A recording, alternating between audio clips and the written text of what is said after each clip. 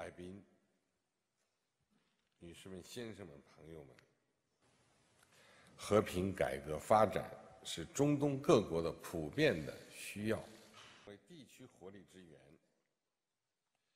要尊重每个国家的国情差异和自主选择，坚持平等相待、求同存异。我们支持召开新的巴勒斯坦问题国际会议，支持探索创新中东促和机制，以两国方案和阿拉伯和平倡议为基础，推动巴以和谈尽快走出僵局。企业家论坛等机制，企业家论坛等机制，积极推中阿合作论坛在推动双方加强对接方面大有。让我们发扬丝路精神，一步一个脚印儿，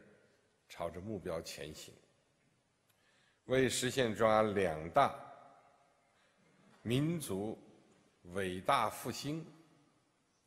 推动建设中阿利益和命运共同体而不懈努力。